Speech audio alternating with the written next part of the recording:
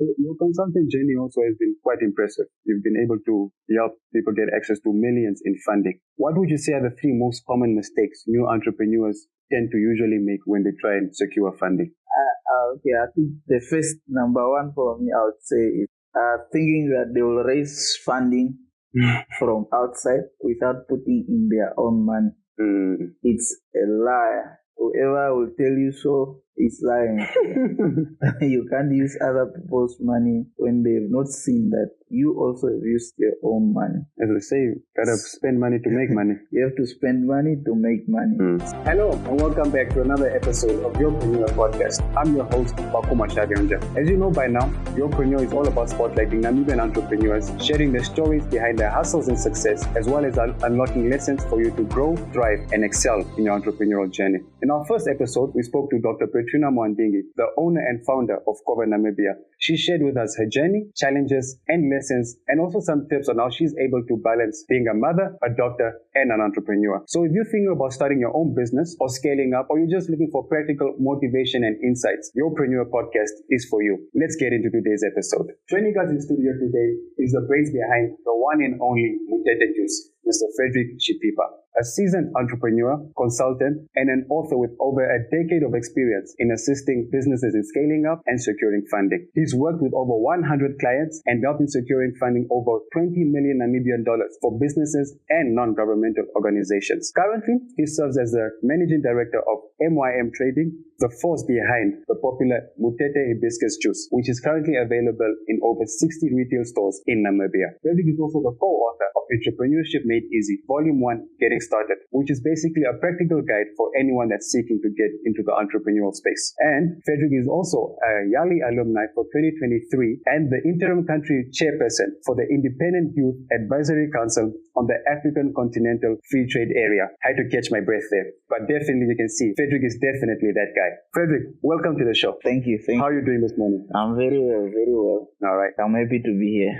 Well, it's a pleasure for us to have you here. So we'll get started from the very beginning, right? Can you perhaps share with us what or when did you know entrepreneurship was for you? What was the first taste or experience that you had with entrepreneurship? It's a difficult question. However, I'll try my level best to answer it. But I believe entrepreneurship, it grew on me. It's not like, no, I was an entrepreneur from school and so forth. No, I also went to school just like any other person, graduated, looked for a job. The funny part is I just worked maybe 2 temporary jobs from university days, and when you look for job, I need to work, but there were no jobs, so the best alternative is to go into consulting. Like that was the easier route. You start to do what you learn, do business plans, do financial. Of course, you are not yet, you don't know, you are still learning during those days. But when you do consulting and you consult different people doing different businesses, then it started to catch. So this thing can also work. And I have my cousin who used to study in India. Joseph, actually, is my business partner, my cousin. When he came from India, because he got the experience of looking at things being made on the street. See, us here in Namibia, you just go into the shop, you find the product. You don't know how it's made, their industrial area. But in places like India, you like see it's a product like spice getting made in the street. Yeah. So when he came with that fire. It was like, man, we should do business.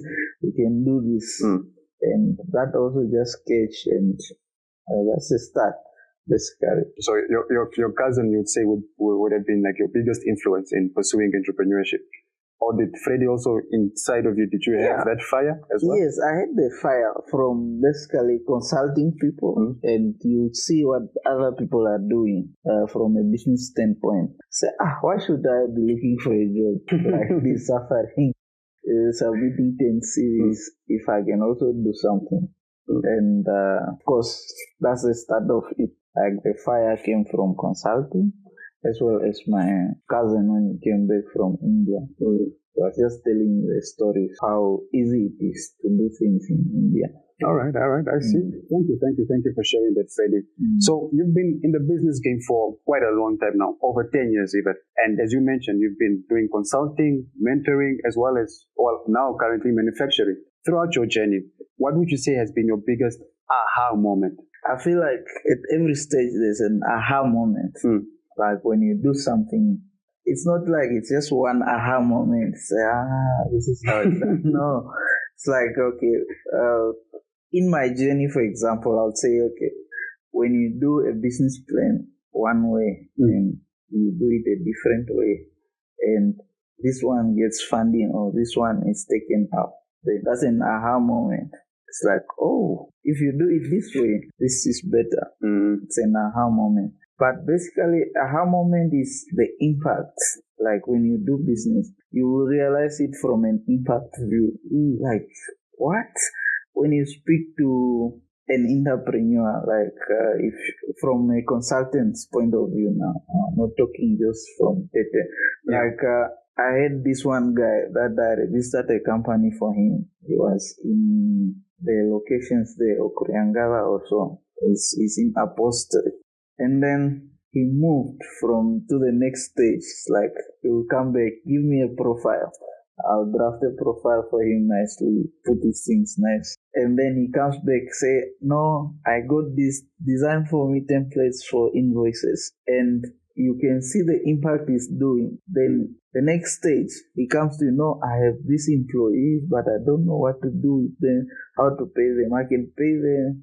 Can you do something like contracts for me? It's like you can see the way the business is moving. So every time he came back to you, it was for something different, for an higher level, yeah. So when you see that, that's an aha moment also. So the impact that is the businesses can be able to make, it's an aha moment. Big aha moment. Even from manufacturing, aha moment is like, you think that it's just one product, but when you see in the value chain, the amount of people you are impacting just from doing this one thing is crazy. So I think for me, aha moment has to be the impact, basically. Oh no, definitely. I can understand. I can understand or agree with that, because even here at the One Economy Foundation, it's all about impact most of the time. That's what we try and do. Make sure you're changing or impacting people's lives positively and for their own better as well. All right. So your consulting journey also has been quite impressive. You've been able to help people get access to millions in funding. What would you say are the 3 most common mistakes new entrepreneurs tend to usually make when they try and secure funding? Just 3. I know there'll probably be a million of them that you can think of. Probably just give us the top 3. Okay, I think the first number 1 for me, I would say, is thinking that they will raise funding from outside without putting in their own money. It's a lie. Whoever will tell you so is lying. You can't use other people's money when they've not seen that you also have used your own money. As we say, you gotta spend money to make money. You have to spend money to make money. So I think the first stage, I think the biggest problem is like somebody who just registers a company, says looking for funding. It's a wrong approach, and I would feel like we have to move away from that syndrome, because that's also a cause of failure and frustration. It gives 100% delusions. So I would say that's number 1. Say just put in your money first before you go with money from outside. Even from your aunties or uncle, before you go out to them, you yourself, you have to prove, say, no, I've used 500 to start. I need 1,000 from you to do this. It's much easier. You get funding much easier than just going there, say, I need money. And then that's 1. That's 1. I think the second one would be just documentation. Documentation-wise, you see, as an entrepreneur, even me, I suffer from it. Like paperwork and administration is horrible. It's horrible. It's not nice when you're an entrepreneur. But if you have your paperwork in place, whatever paperwork, depends. I don't know what business you do. These days, even IT guys who do website, for example, they think that if I concentrate on doing this website, everything will raise funding. However, if your paperwork, your registration, your good standings, your so many compliance certificates, you don't have them in check. You still have a lot of stumbling block for you to raise funding, because the first stage, they want to see your documents. Are you registered here? Are you in good standing here? How's your business plans or whatever documents you have? Where are they? So I would say documentation and paperwork should be in order. So biggest mistake, they don't concentrate on that part. You see somebody who's just coming with a founding statement, say, no, I do this, and they want to pitch. Of course, it's possible. I've had such scenarios, like people without registered company, they just come to pitch to someone their idea. And they get like that person, an investor or somebody with money gets impressed from pitching, they give them money. But those are isolated incidents. So always prepare your paperwork. Paperwork is absolutely. I think the third one would be you raise too much capital at the beginning. Like you just started and you're already asking for $1 million, for example. It's impossible. You won't move from stage 1 to stage 2. So I think that's the third mistake, I would say. Asking too much capital. Too much at the beginning. Early stages. At the early stage. So you must just know where you are in the system. You must do your research, understand your business internally. Okay. And be honest with yourself. Does this business need $1 million really? Especially when you are starting also. Especially when you are starting. Yeah. So I would say to them, okay, if you are looking for funding, sit internally first and check your needs of the business, how much, and then budget correctly. Because you will go to a bank or you will go to any funder, you are asking for 1 million. Of that 1 million, 200,000 is furniture for the business. They will just look at you like you are not serious. You are not serious. Yeah. So I would say that also plays a role. Yeah. But there are plenty of others. I'm sure we could probably talk about them all day. But yeah, there you have it, your entrepreneurs. 3 common mistakes to avoid. Make sure you spend money to make money. So invest in yourself. That's the only way investors will invest in you as well. Make sure that you don't ask, or you don't be too greedy, basically. When your business is starting out, don't ask for too much money or for too much funding. And then make sure your paperwork and documentation is all in order. That's very important. Absolutely. All right. So now let's talk about the brand. Mutete Hibiscus Juice, which has obviously become a very common household name across the country. What inspired you to get into the beverage space? Like, how were you able to turn a locally produced product and make it into a marketable and profitable product? Like, why Mutete Juice, basically, is what I'm asking. Yeah, it's a very nice and not nice story. That's what we hear from today. Yeah, no, we call it the nation's drink. It's officially the motto that we are getting from our customers on the ground, and we are proud of it. We are proud what it's doing currently, and we continue to grow it. But the background comes from failure. We are here at B3 Campus from One Economy. We were funded at the beginning with One Nation Fund. All right. And one of those products was Mutete Juice, but we did not start with Mutete Juice. We started with 3 products. We started with Kalimbeza rice, shea butter, and melon seed oil. Basically 2 cosmetics and 1 rice. So we had challenges when we were starting, and we had a contract for distributing Kalimbeza rice in the Commerce region, for example. But that business failed due to not good business planning as well. Okay. But also from that side, Kalimbeza failed.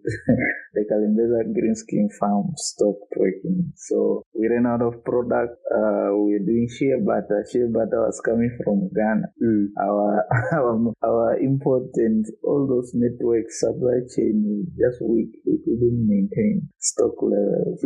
So the melon seed oil or seasoner, all those products failed. Basically, we failed. So, but we still wanted to do products because we knew the value of making a product, manufacturing. So we started doing research, me and my business partner. But one time we found the flowers being sold in a shop there somewhere in ST, the raw material that we currently use for Mutete juice. We found it being sold in a shop, and we found a German lady buying 3 packets. Me, I'm from also Rundu. Say, but this thing, they look familiar. I said, this is something we normally eat in Murundu. Okay. I took up research, and we found really interesting aspects about the Mutete flower, health benefits, how popular is it in West Africa, in East Africa, even in Caribbean countries. And then we said, you know what, let's continue with this research. And I went to Rundu just to do more research on it. I found also in a lodge they serve tourists like in glasses. Yeah, basically. It's not commercial, it's just like it's an exotic whatever. All right. So, but when I came back, I visited the lady, just asked her, oh, you also do this? Okay, no problem. I came back to Windhoek and I called my partner, so we have our next project, our next product, call it Mutete Juice. So, yeah, that's how we started. We took it from there. So it's after countless of times of failing, you finally decided, you kept being persistent. Definitely. As part of being entrepreneurship. 100%.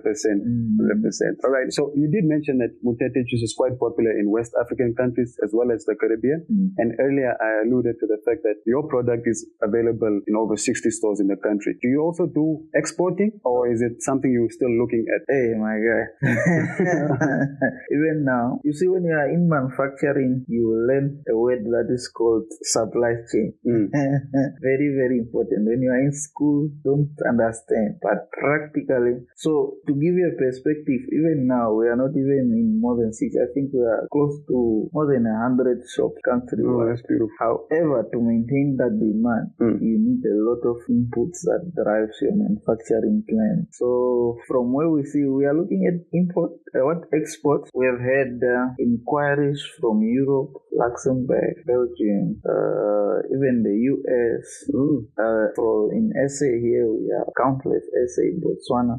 So all those places, they have inquired, but our focal area at the moment is we need to take care of our local market. Okay. Because based on our experiences also, it has taught us that if you master the logistics and supply chain of your local market, it makes it easier for you to export. So right now we want to push as much as we need to be in every town, basically. That's the plan first before you can start thinking about abroad. We are thinking about it. Okay. Don't get me wrong, but it's stages. Yeah, the time will come for it. The time will come, but and it's not far. We might be in the next 12 months. We might start exporting to SA, Botswana, just SACU countries, basically. But it's work in progress, and we are currently strengthening our supply chain, strengthening farmers to make sure they provide us with a lot of quality raw material for them. So basically, what I understand is like you want to ensure that by the time you are able to produce for international or outside Namibia consumers, you want to make sure that you have enough product that is available and raw material in terms of stock and operations. Definitely. Because it's one thing here in Namibia we can negotiate with everyone, but export is ruthless. If you deliver once and they put in another big order and you don't deliver, it's a problem. We are just balancing. As we say, get to know what we have learned so far. Look internal into your company before you do several steps. But it's definitely on our to-do. It's in the pipeline. All right. We'll be exporting very soon. And so Mutete Juice, it's manufactured and produced here in Namibia. Warehouses are here? Yes, definitely. We have a warehouse in Prosperita.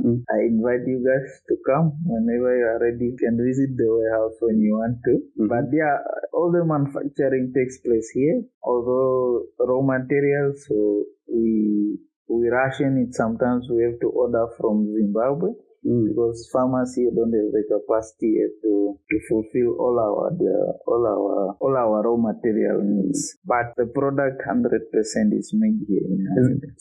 Is it costlier when you have to get raw materials from Zimbabwe? You'll be shocked that it's much cheaper. Really? Import. But because of our philosophy of creating value chain here, we make sure that we buy any calices that's in Namibia until they are done. Only when they are done, that's when you go to the other guys. But it's cheaper, I can tell you, including import costs, including transport, is better to get from Zimbabwe. But we just believe in creating a value chain here locally in Namibia. So we will still buy much cheaper, not much at a higher price. I don't want to go in the numbers. Let's say the highest we've bought here is roughly around 300 per kilo when it's really dry season, demand is high. But if you import, for example, from zinc, including everything, to probably go towards 200, 190. Oh. So it's a significant difference. So it's still, business-wise, it's still cheaper to source. But there are values that we believe as a manufacturing company, that if we manufacture, some huge chunk of the value chain must be created locally. We believe in supporting local farmers. Oh no, and I love that. That you put Namibia first, basically. Right, so now let's go to Freddy, the author. You've written a book titled Entrepreneurship Made Easy, Volume 1, Getting Started. Can you perhaps share with us what inspired you to write the book, or what idea, and what advice can you give someone that has a business idea and doesn't know where to start? Perhaps already these answers are in your book. Perhaps you can just share a little bit. Okay, no problem. With Entrepreneurship Made Easy, I think we sponsored an event where SMEs are pitching, not SMEs, like startup people in the ideation stage. I think we sponsored some juice and we attended, and we found very beautiful ideas. And guys were pitching, ladies were very beautiful ideas. And when you go to them, like you ask, why are you not starting? This idea is beautiful. You can make something out of it. Their response were like, no, I don't know where to go. I don't know. I need to register. I think I must take like 6 months. Like they had ideas, but there are things that they didn't know practically that they could do, that they could get things done. Like the next step. So it's like the next step they didn't know. So I think from that event, we sat with my business partner Jose and we say, what do we do? Because it's not just at that event, and also the clients that I was also encountering, like some of the things they would come to me saying, no, this one you don't need to pay me. But then I'll just direct them, go here, go here, go here. This thing will be done in 2-3 days. So we just said, you know what, let's put together a book that guides entrepreneurs. Young, those ones who are starting, they don't know where to start. We also highlight some of the mistakes we have done in our business journey, so that if they reach this stage, they cannot do that mistake. They can learn from your mistake. They can learn from our mistakes. So that's what inspired it, and we came up with it. Of course, right now it has been revised several times due to developments. Because when we put it out, it was really bad. It was bad book. The first draft. Yeah. It was horrible. But right now it's a credible book. We are in discussion with NTA just to make sure the graduates who are doing the vocational process studies, they can also get the book and just say, look, if you don't know, because they teach them all these vocational things. Yeah. But if a vocational person is taught entrepreneurship in a certain way, practically, they are a powerful tool for creating employment. Because now they can merge the two industries together and produce something meaningful. Absolutely. Yeah. Or impactful. Yeah, impact. Very impactful. Yeah. So we believe in that one, and it's a very good book for any upcoming entrepreneur to read. You get 1 or 2 wisdoms that can help. Of course, there are some things that you can get online and so forth, but there are some practical, and it's practically to the Namibian context. That's good. It's not put out for everybody out there. It's like in Namibia, if you need to do this one, you have to go here and you have to fill in this type of forms. You don't need this sign. Like, what are the minimum wage? Things like minimum wage. They don't teach entrepreneurs minimum wage. Like, what is the bare minimum are you supposed to pay an employee? Yeah. Which is one of the most problematic things in the black entrepreneur space. People getting underpaid. But they are not being underpaid because maybe the person is wicked or so. They just don't know. So if they knew when they started, they say, hey, minimum wage in this industry is here, or there's no minimum wage in this industry. Just things like that, practical, that affects the business. It's in the book. Well, just to stay on the book, right? If I'm perhaps watching this podcast and I'm there, I have a business idea, like you mentioned. You've come across people that have various business ideas, good ones also. What would you say, from your perspective as the author of this book, what would you say would be the next 3 steps that you should take, or you should start for you to go from point A to point B? Just start. It's okay. I know it's very bad advice. They say this advice is bad. But just start wherever you are. If you are thinking of an idea, if it's cakes or whatever, you want to bake cakes, start baking. Go and buy some small flour and start there. Don't wait, say no, when I'll get this, when I'll The key is in starting. Because in starting, you start early, you create history for your business. You create experience for yourself on a small scale, even confidence. Even you start doing, like, it's different when starting is very powerful. Yes, that's my aha moment. Starting something is very powerful. You don't understand. When you start small, like, it doesn't look nothing. Like, it's not beautiful at all. It's not beautiful. It's not attractive. No one is talking about you. People are even rejecting you. People are laughing at you. But after a period of time, you will know that decision for me to start was absolutely important. But just start. Start with what you have. There's a quote at the last page of the book where it says, start broke, start scared, start anyhow, in any feeling that you are. Just start. As long as you start, you've planted a seed that can grow. Okay, so now say I've started now and I've taken the first step. From there, where would I proceed? It's general. I don't know how to direct people because, okay, in business, the first thing I tell people, you don't start your business by registering it. Business is creating a product or offering a service. Yeah, 100%. That's a business.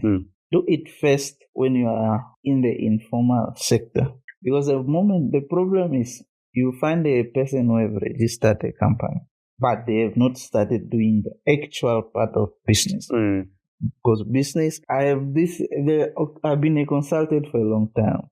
And this is a huge tendency in Namibia also. Like, they register a business, they think that they started a business. You have not started. Start doing exactly. So for me, first is make the product or start offering your service. So if you want to make cake, bake a cake and start testing the market. Sell it for $1 a slice. I'm just testing. I want you to rate my recipe or how it looks. It's called marketing and market MVP. It's a minimum viable product. You test your product out to people. Of course, at first you might test it to your family, but it's not advisable. Why would you say so? Because your family will feel pity for you. They will not give you the truth of what you are looking for to grow your. So you should approach or test it out with strangers. Go out to strangers that you don't know.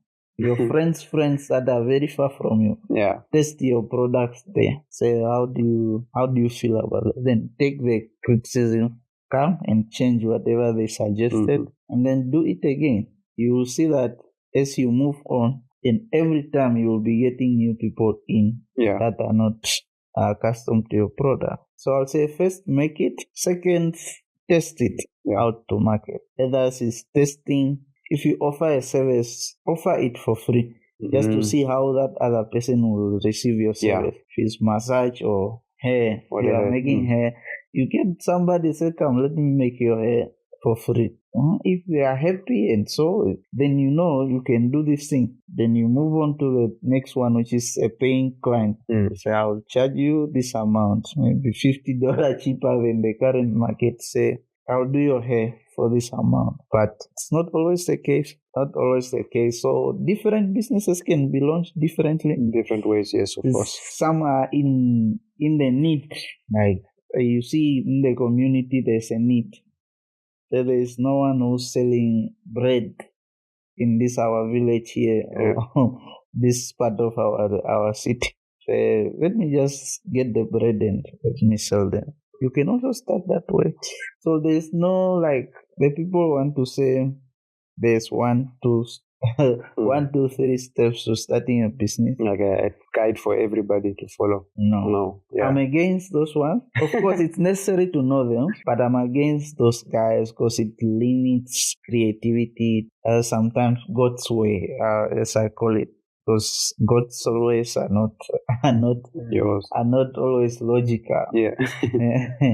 You will see somebody who just started today is a big factory in a month's time, but not everyone will go through that. 100%. So of course the basic one out there, like the templates that you will always find is find a need in the market, provide a need, a solution, and then charge people based on your solutions that you provide. But not every business is a need. When it started, I'm sure there's just something like some product, you just come up with them. They are not needs, they're just luxury, but you'll find people who buy it. So there's no there's no one size fits all in terms of starting a business or how to start your own business. Based on my experience, I would say so. There's no side fits all. All right. So it seems like definitely you have your hands full, running a company, consulting, writing, and also being part of youth advisory councils. Like when you work in this kind of high intensity environments, how do you stay focused and how do you avoid getting burnt out? Oh yes, I've been burnt out before several times, a lot of times. And what helps me is I'm surrounded by a lot of also equally hardworking people, be it the employees of Mutete Juice, be it the partners that I have. So they will always pick up. It's like, no, you are tired, man.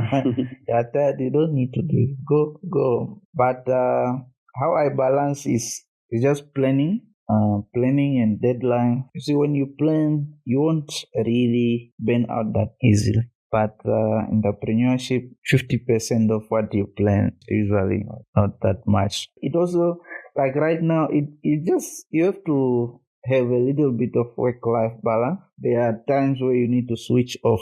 I would travel either to the coast or go back to the village where there's no network. No one will call me for any problems. Even if they will call me, they won't reach me. So it's just a work-life balance.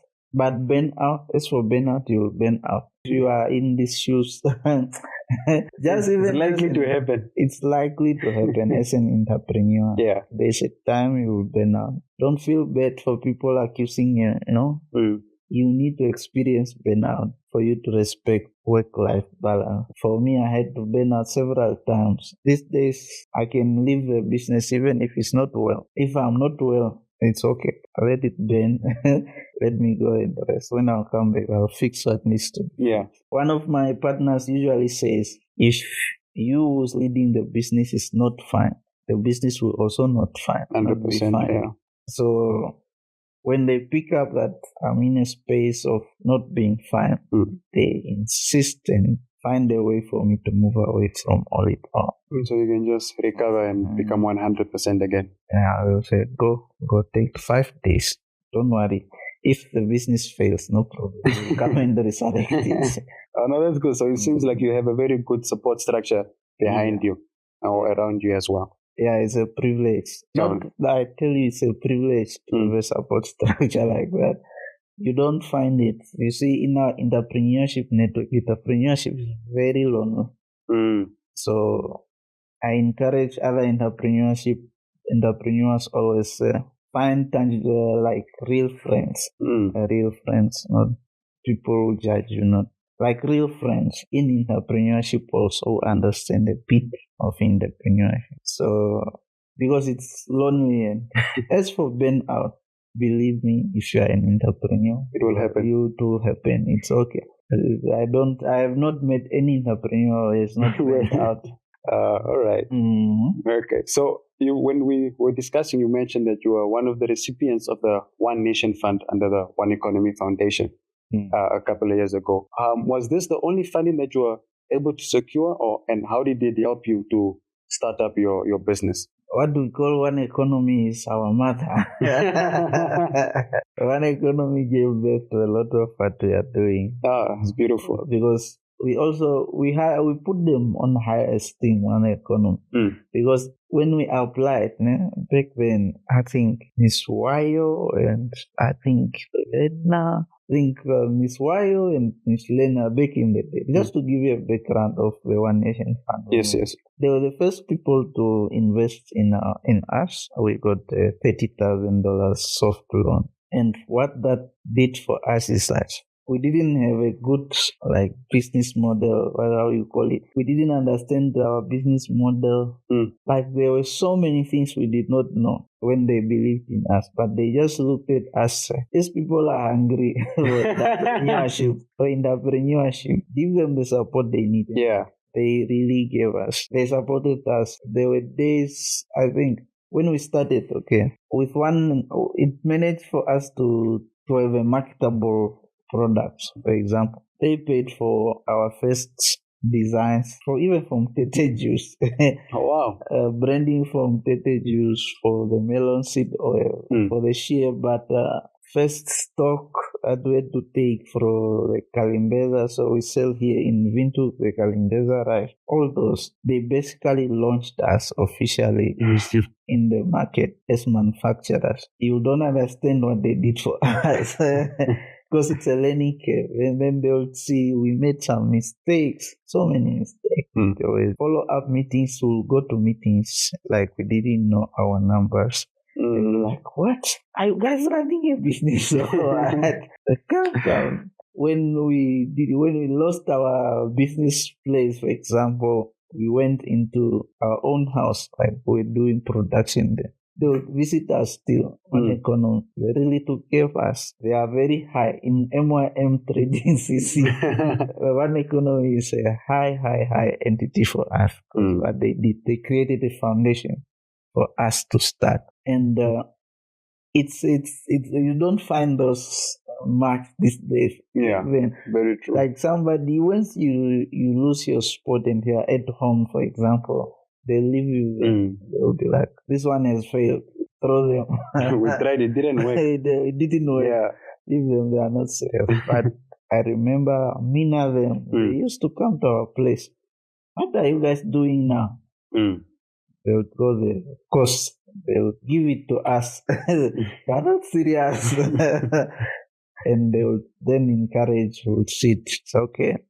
Maybe do this instead of doing this. But yeah, I think the One Nation Fund for us, it launched us into the market, even though we didn't know much. And the belief that they showed for us, it's great. So the support was beyond just the funds that they were able to provide, but it was more of the backroom support that they gave you guys and the belief also. Yes. For us, it was not the money. The money was not even enough. What we realized now, it's not what it's now. Yeah. Like when we realize, how do you take 20,000 for 4 products? It's like, are you not thinking what? Yes. But we didn't care back then. We didn't know. We're just naive. Yeah. So that's also the beauty. I say, when you're starting, just also be naive. Don't be a know-it-all. 100%. Don't over-research. Don't overthink. Start. And they managed. We've raised now, I think, between then and now, I think we've raised close to 2 million. Oh, wow. In funding. Just for MYM and Mutete Juice. So it's very good for us. What they did is very good. We're a bit sad that it's not coming. It's not coming back. Yeah. But it was a good vehicle for us. They really launched us. Oh, that's beautiful. We failed. That's where we learned our lesson, a huge business lesson through those failures. Fail forward, as they say. Besides the One Nation Fund, were you able to secure funding from other organizations for your business, or was it just the One Nation Fund and you kept moving forward? Yeah, no. We have secured funding from other organizations also. Okay. We have had 30,000 grant from UNDP. some small grants from GIZ. I think recently from Mutete Juice we raised 1.8 million from Bellatrix SME Finance. Okay.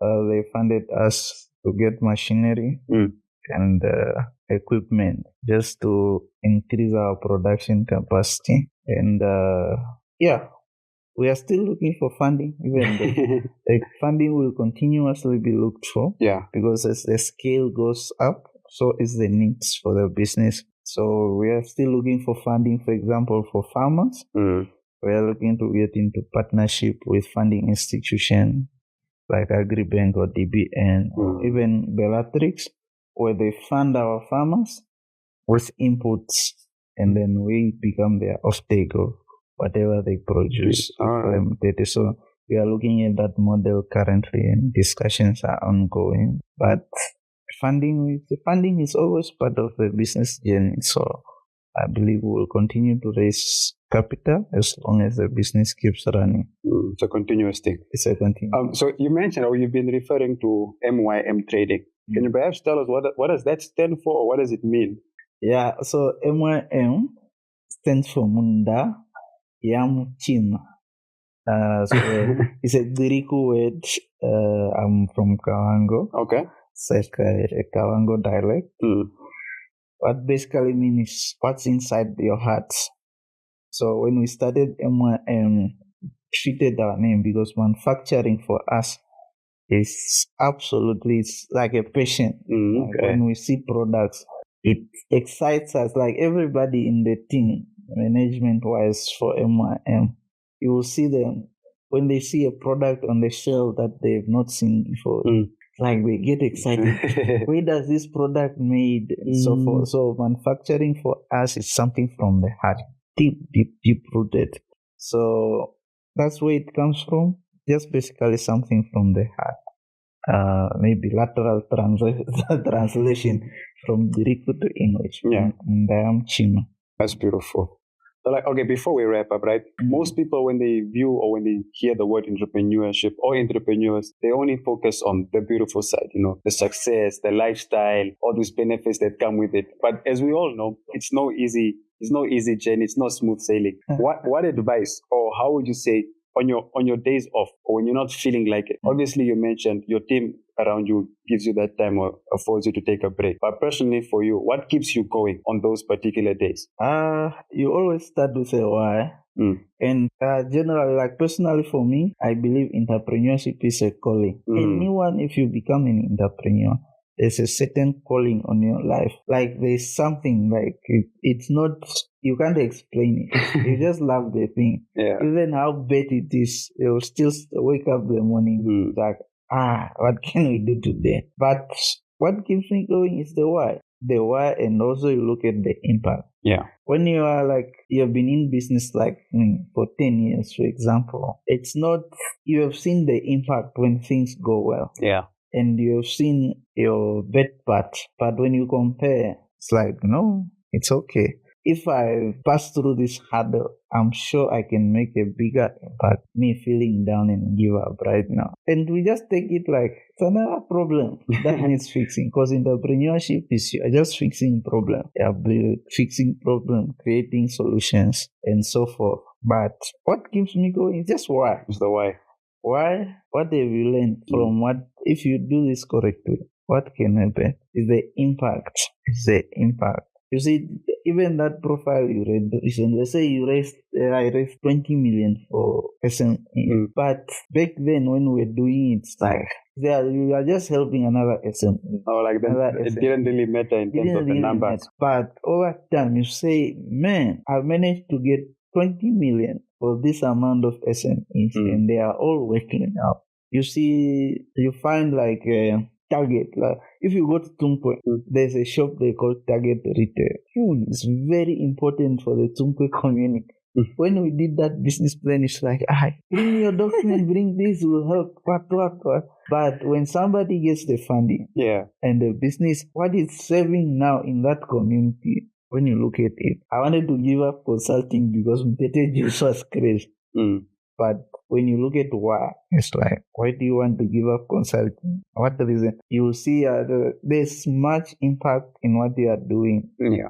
Then your feelings or your tiredness, Yeah. then out, go and rest and come back, but don't give up. You said at the beginning that entrepreneurship can be a calling, or it's something that should be within you, like a passion. Would you say that it's not everybody that is meant to be an entrepreneur? Yes, I always, these days I'm very negative. I don't tell people, please become it. When we started, I was still amateur in business, because once you get your eyes opened, you want, and everybody must hear about this. Yeah. You want everybody to become an entrepreneur. But after a period of time, you understand this thing is not for everyone. These days, I don't encourage anyone. Say, you want to become, are you sure? Like, people come to me, they want to quit their jobs. They say they want to join entrepreneur. I say, I want to become an entrepreneur. I beg you, just stay there.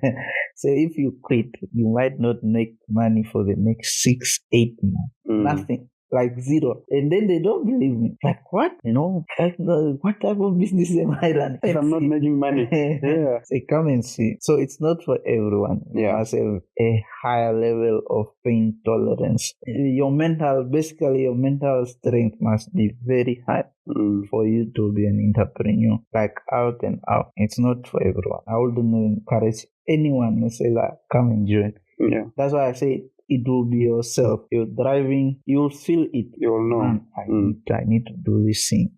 You know you are called to it no matter what. All right. So like most of our viewers are young people, either in business or trying to start a business. As an entrepreneur that's been in the game for so long, what would you say is that one lesson that they need to hear and understand right now? It's not what you know, it's who you know. That's the first. First, of course, maybe I'll touch 3. But the first one I'll say is not what you know, it's who you know. Get in the right circles, because your friend does not know anything. That one, your best friend, that one, who you think is very smart. Move into different circles, people who are much senior than you, who have done better things than you, they'll make you better also. 100%. But of course, when you move into those cycles, there are a few things you need to do to prove yourself that you are really into these business things. They are just tests that in everything you are doing, there will be tests. You fail, you will still be at the same place. Plus, we move on to the next stage. So that's who you know, not what you know, basically. But there are so many things, man. Entrepreneurship is just too broad. For me, it's just start. If you want to become an entrepreneur, start selling your sweets in school, whatever you want to sell. Just start selling. Sell Belton or Druvos, whichever way you start. But start selling something so you know. Because if you are a salesperson, to become an entrepreneur, very, very easy. Other things can just be added on as you are moving with the experience. All right, Fredrick. Well, thank you so much for joining us today and dropping all these wonderful gems. I think the key takeaway from me from this episode is, or not even key takeaway, the word that I'll take away is impact. Because I see obviously that's something that fuels you and that's what drives you to continue doing what you're doing. And like I've said also, the whole One Economy Foundation, its whole purpose is to drive impact and push for impact. Even when you were referring to the One Nation Fund, it's clearly you can see that how they were able to go the extra mile and make those little extra efforts just to see you win, because they believed in your vision and your idea. And also obviously because of the major impact that you would have. Yeah. So thank you very much for taking time. Of course, you can find Fredrick on social media. Do you mind if you want to give your social media handles? I know you mentioned you're not too big on social media. No, I'm big. On some of them, not all of them. Only on some. Yeah. But I'm more active on Facebook and LinkedIn. A bit on Twitter, but you can just find me Shipipa, Fredrick Shipipa on Facebook and LinkedIn as well. LinkedIn as well, Fredrick Shipipa. Let's keep it there. I'm not much on Twitter. Even you go on my Twitter page, it's not much. I tweet too many. You mentioned the book Entrepreneurship Made Easy is available on order. Perhaps you can provide a contact number if one of our or some of our audience members would like to purchase or get the book. Yeah, definitely. You can buy the book directly from me or my co-author Jose Gauna. My cell number is 081 43 73063, or you can also contact Jose 081 0824-844-92. Alternatively, you can also just contact us on social media. Then we can take it from there. I'll just send you a DM. You can just DM and we can take it from there. All right. Well, thank you very much for joining us today, Mr. Fredrick. I think this was very insightful and powerful, or impactful episode, shall to say. Yeah. So, of course, you heard it from the man himself, the face and the brains behind Mutete Juice. So make sure you go out there, grab yourself one, stay hydrated, stay motivated. And until then, we'll see you guys for another episode. Stay fantastic.